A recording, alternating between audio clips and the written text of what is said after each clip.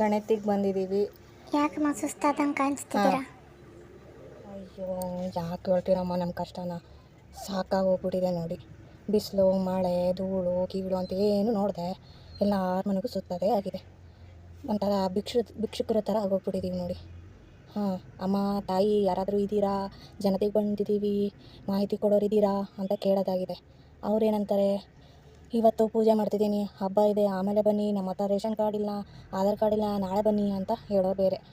ಇನ್ನು ಆಸಕ್ತಿ ತೋರಿಸಿ ಬನ್ನಿ ಅಂತ ಒಳಗೆ ಕರೆದ್ರೆ ಮನೆ ಒಂದು 3 ಬಾಗಿಲು 4 ಬಾಗಿಲು ಅಂತ ಮನೆ ಒಂದು 10 ರೇಷನ್ ಕಾರ್ಡ್ಗಳು. ಅಷ್ಟು ಊದಕ್ಕೂ ನಾವು ಮಾಹಿತಿ ಬರೀತಾ ಕೂತ್ಕೋಬೇಕು. ಅದು ಅಲ್ಲದೆ ಅತ್ತೆಗೊಂದು ಕಾಲ ಸೊಸೆಗೊಂದು ಕಾಲ ಅಂತ ಮುಂಚೆ ಇತ್ತು. ಈಗ ಅತ್ತೆಗೊಂದು ಮನೆ ಸೊಸೆಗೊಂದು ಮನೆ ಅಂದ್ಕೊಂಡು ಅಷ್ಟೂ ಮಾಹಿತಿನೂ ತಗೊಳ್ಬೇಕು. ಅದು ಅಲ್ಲದೆ ನಮಗೆ ಆಧಾರ್ ಕಾರ್ಡಲ್ಲೇ ನೀವು ಮಾಹಿತಿ ತೊಗೊಳ್ಳಿ ಅಂತ ಅದು ಬೇರೆ ನಾವು ಮಾಡಬೇಕು. ಬರೀ ಆಧಾರ್ ಕಾರ್ಡ್ ಇಟ್ಕೊಂಡೇ ಮಾಹಿತಿ ತೊಗೊಳ್ಬೇಕು. ಈ ಥರ ಪರಿಸ್ಥಿತಿ. ನಮ್ಮ ವೇಷಭೂಷಣ ನೋಡಿಬಿಟ್ಟು ನಾಯಿಗಳು ನಮ್ಮನ್ನು ಅಟ್ಟಿಸ್ಕೊಂಬರ್ತಾವೆ, ಯಾರು ಬಂದಾರಪ್ಪ ಇವರು ಅಂತ. ಯಾಕಂದರೆ ನಾವು ಬೆಳಗ್ಗೆ ಬಂದಿರ್ತೀವಿ, ರಾತ್ರಿ 11 ಆದ್ರೂ ಹೋಗೋಕ್ಕೆ ಮನಸ್ಸಾಗಲ್ಲ. ಯಾಕಂದರೆ ನಮಗೆ ಇಷ್ಟು ದೊಡ್ಡ ಮನೆದು ಲೀಸ್ಟ್ ಇರುತ್ತೆ ನೋಡಿ, ಭಯ ಆಗ್ತಾ ಇರುತ್ತೆ ಯಾವಾಗ ಮುಗಿಸ್ತೀವೋ ಅಂತ. ಅಷ್ಟು ಟೆನ್ಷನಾಗಿ ಹೋಗಿದೆ. ನೀರು ಕೂಡ ಕುಡ್ದಿನ, ಯಾರು ನೀರು ಕೂಡ ಕೇಳಲ್ಲ ಅನಿಸುತ್ತೆ.